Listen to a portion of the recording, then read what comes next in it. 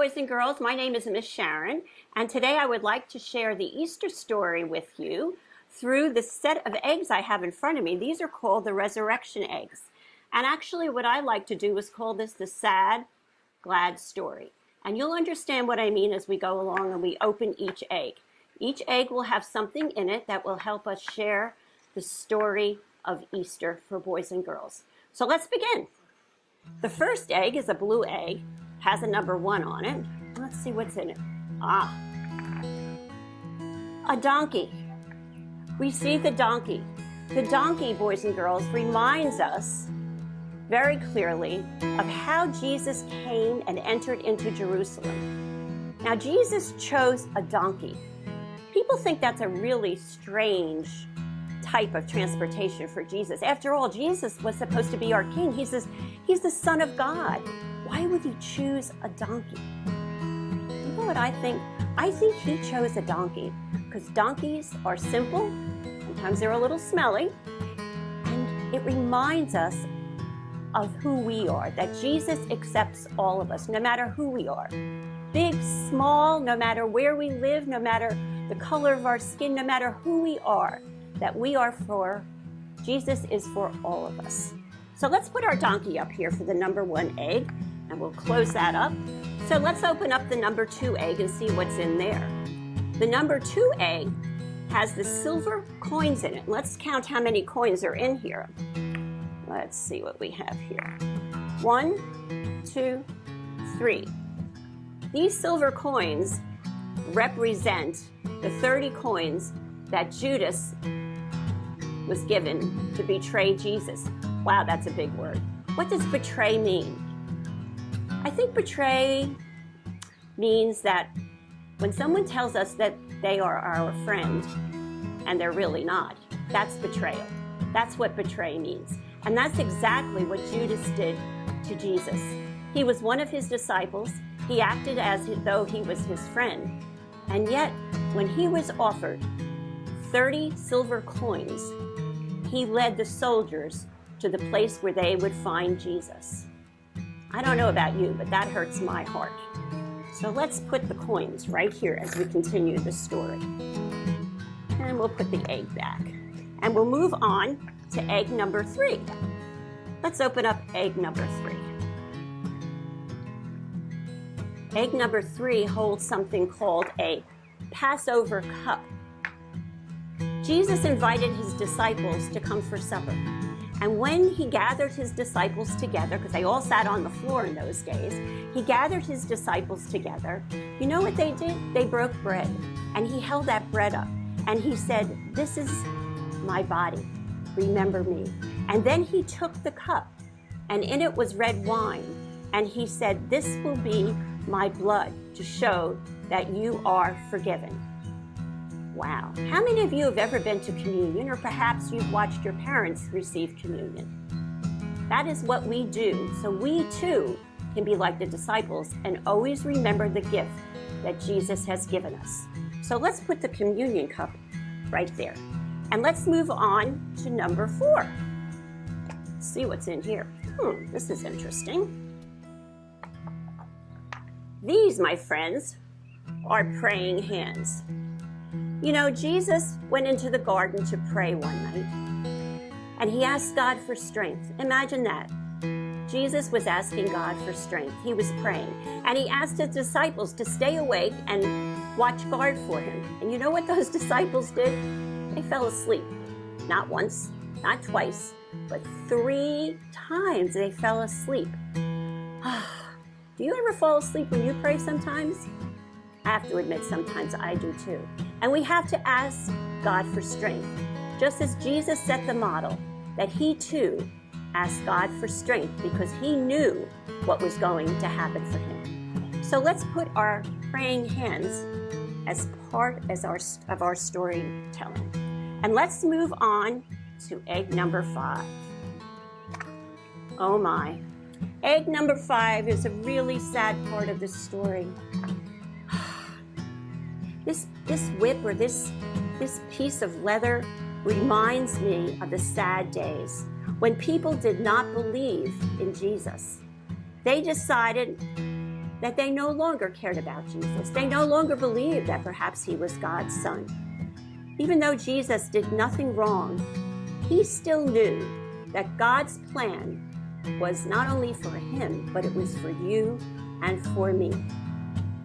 Let's go to number 6a, and let's open this up and see what's in here. This is something quite unusual. Let's see what this is. This is what we call a crown of thorns, boys and girls. A crown of thorns. You see, Jesus knew he couldn't stop what was going to happen to him. And he knew it right from the beginning. But the people were yelling and screaming, and they were deciding wrongly, not with their hearts and not what they had learned from Jesus.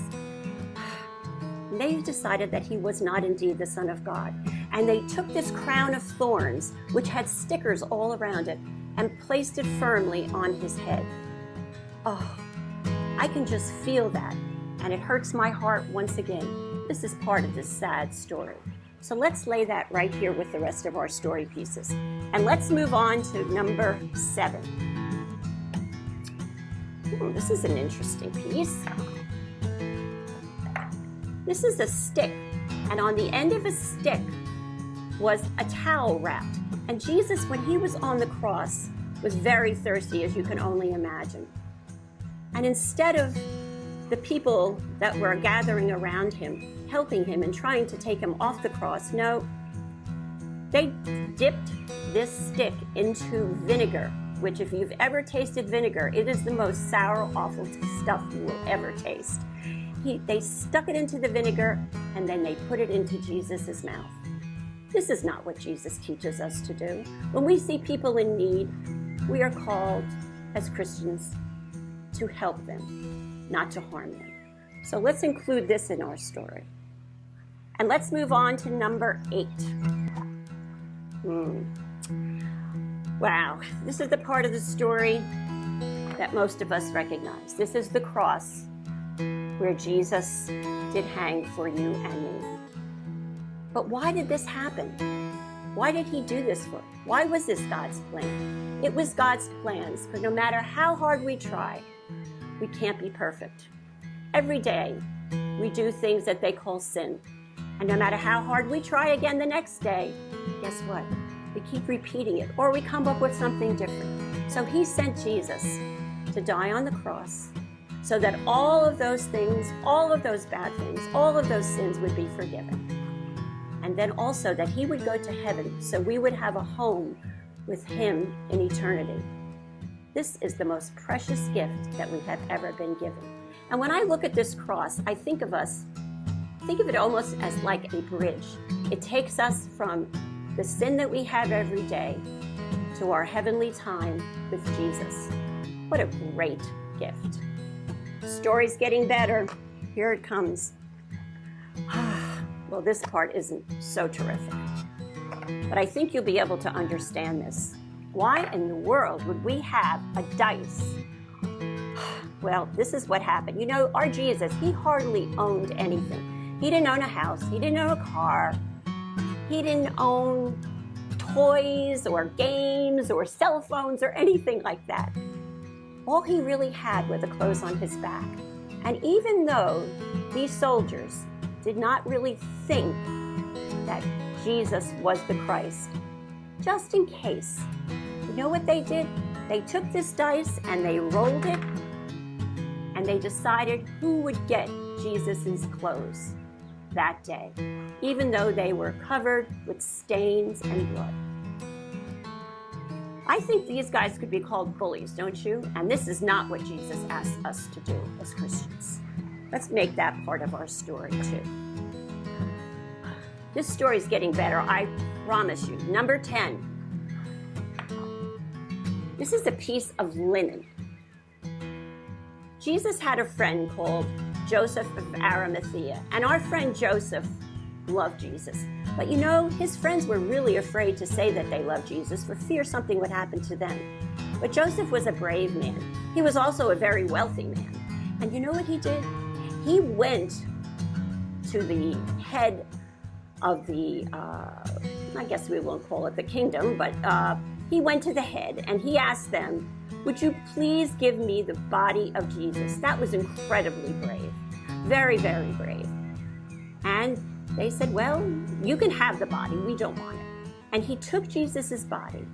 And you know what he did with that body? He wrapped it up in linen. That's what they did in those days.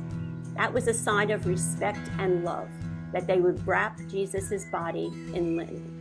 And then he took it to a very, very special place. He owned a huge cave or a tomb, and he placed Jesus's body wrapped in the linen inside the tomb.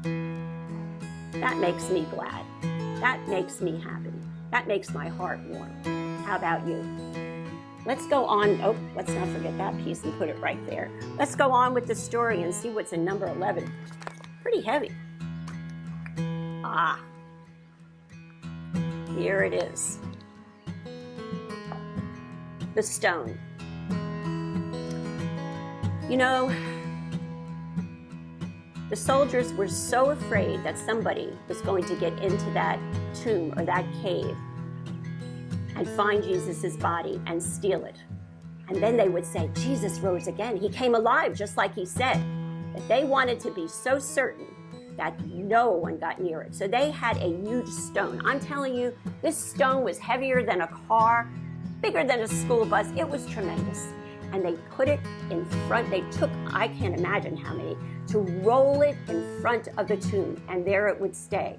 And just to be sure that no one was going to get in there, they put a seal on it. And if that seal was broken, they would know for sure that someone had gotten into that cave. I see we have one egg left, number 12. I wonder what's in this egg. Uh-oh, empty. No, I didn't forget to put something in it. Absolutely not. When the two Marys came that morning, on Easter morning, to check the tomb and to pray, and hopefully maybe they could get to the body of Jesus. Who knows what they were thinking? But they wanted to be close to Jesus. That much they knew. And when they got there, they saw an angel. And they started to cry because they looked in and the angel said, you know what that angel said? She said, do not be afraid. She said, the angel said, Jesus is not dead. He is alive. Oh my goodness.